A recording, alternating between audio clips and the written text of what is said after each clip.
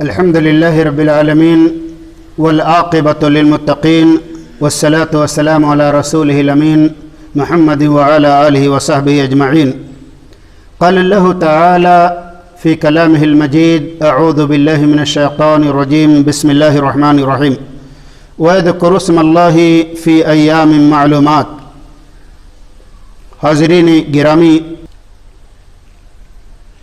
ذی الحجہ کا چاند نکلنے کے بعد ماہ ذی الحجہ کی ابتدا ہوتی ہے۔ یہ ماہ ذی الحجہ اللہ کی نگاہ میں بہت زیادہ محبوب ہے۔ بطور خاص پہلا عشرہ اللہ رب العالمین کی نگاہ میں بہت زیادہ محبوب ہے، اور اس میں کیے جانے والے اعمال اللہ رب العالمین کے یہاں بہت زیادہ مقبول اور پسندیدہ ہیں۔ اسی لیے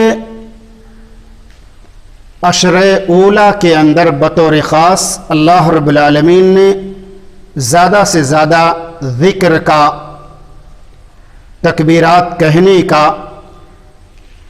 حکم دیا ہے۔ اللہ نے فرمایا: وَيَذْكُرُ اسْمَ اللَّهِ فِي أَيَّامٍ مَعْلُومَاتٍ، چند معلوم دنوں میں اللہ کے نام کو یاد کرو۔ یہ چند معلوم دن کون ہیں؟ مفسرین کی تفسیر کے ذریعے ہمیں اور آپ کو یہ بات معلوم ہوتی ہے، لیکن اس سے پہلے میں آپ کو یہ بتاؤں، تکبیرات کا مسئلہ، یہ تکبیر جو ذی الحجہ کے عشرہ اولیٰ میں کہنی ہے، یہ کب سے ابتدا کرنی ہے اور کب انتہا اس کی ہوگی؟ اس سلسلے میں روایتوں سے ثابت ہوتا ہے، قرآن مجید کی آیات سے ثابت ہوتا ہے، اللہ کے نبی صلی اللہ علیہ وسلم کے عمل، صحابہ کرام رضوان اللہ تعالی علیہم کے اجمعین کے عمل سے ثابت اور ظاہر ہوتا ہے کہ تکبیرات کی ابتدا ذی الحجہ کا چاند دیکھنے کے بعد سے ہے۔ جیسے ہی ذی الحجہ کا چاند نظر آئے اسی وقت سے تکبیر کہنے کی ابتدا کرنی چاہیے۔ انتہا کیا ہے؟ 13 تاریخ ذی الحجہ کی 13 تاریخ غروب آفتاب تک، سورج ڈوبنے پر تکبیر کی انتہا ہے اور خاتمہ ہے۔ گویا عشرہ ذی الحجہ اور پھر اس کے بعد ایام تشریق، ان 14 دنوں میں، 13 دنوں میں ہمیں تکبیر زیادہ سے زیادہ کہنی چاہیے۔ قرآن مجید میں 2 جگہوں پر، ایک جگہ ایام معلومات کا ذکر ہے اور ایک جگہ ایام معدودات کا ذکر ہے کہ ایام معلومات میں اللہ کا ذکر کرو۔ ایام معلومات سے مراد کیا ہے؟ مفسرین نے لکھا ہے کہ ایام معلومات سے مراد عشرہ ذی الحجہ ہے، ذی الحجہ کے ابتدائی 10 دن ہیں، اور ایام معدودات سے مراد ایام تشریق ہے، یعنی 11، 12 اور 13 ذی الحجہ ہے۔ اور ان ایام معلومات اور ایام معدودات میں اللہ رب العالمین نے زیادہ ذکر کرنے کا حکم دیا ہے۔ اللہ کے نبی صلی اللہ علیہ وسلم ان 13 دنوں میں زیادہ سے زیادہ ذکر کیا کرتے تھے، تکبیر کہا کرتے تھے۔ حضرت عبداللہ ابن عمر اور ان کے بیٹے بطور خاص بہت زیادہ تکبیر کہا کرتے تھے، راستہ چلتے ہوئے، گھر پر رہتے ہوئے، مسجد کے اندر رہتے ہوئے، بازار کے اندر جاتے ہوئے، ہر جگہ تکبیر کے کلمات اپنی زبان سے ادا کرتے تھے۔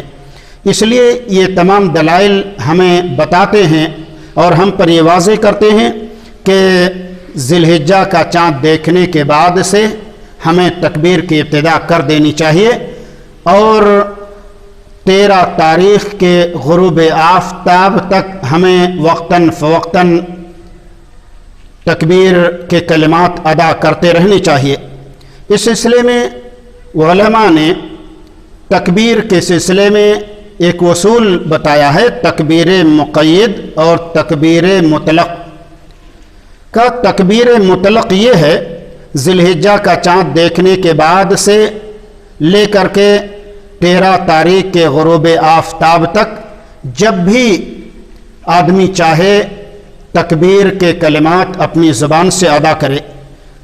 ان 13 دنوں میں کوئی وقت مخصوص نہیں ہے، مطلق ہے، آزاد ہے، آدمی آزاد ہے۔ 13 دنوں میں جب چاہے تکبیر کے کلمات بلند کر سکتا ہے۔ تکبیر مقید، اس سلسلے میں علماء نے تکبیر مقید کے بھی اوقات متعین کیے ہیں کہ یوم عرفہ کو یعنی ذی الحجہ کی 9 تاریخ کو فجر کے بعد سے لے کر کے 13 تاریخ کے غروب آفتاب تک یہ تکبیر کہنی ہے، تکبیر مقید۔ لیکن کب کہنی ہے؟ اس سلسلے میں علماء لکھتے ہیں کہ فرض نمازوں کے بعد، ہر فرض نماز کے بعد یوم عرفہ سے لے کر کے 13 تاریخ کے غروب آفتاب تک ہر فرض نماز کے بعد تکبیر کے کلمات بلند کرنی چاہیے۔ تکبیر کے کلمات کیا ہیں؟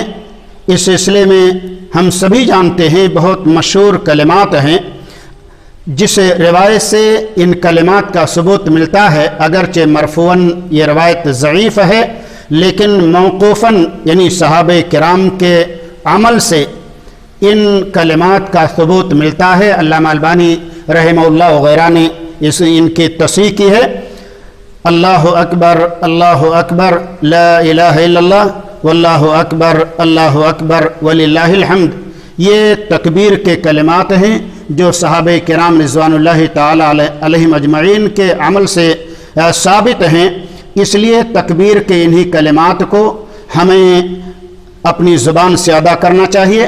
اور کب سے کب تک؟ میں نے بتایا کہ ذی الحجہ کا چاند دیکھنے کے بعد سے لے کر کے 13 ذی الحجہ کے غروب آفتاب تک یہ تکبیر کے کلمات ہمیں اپنی زبان سے ادا کرنا چاہیے۔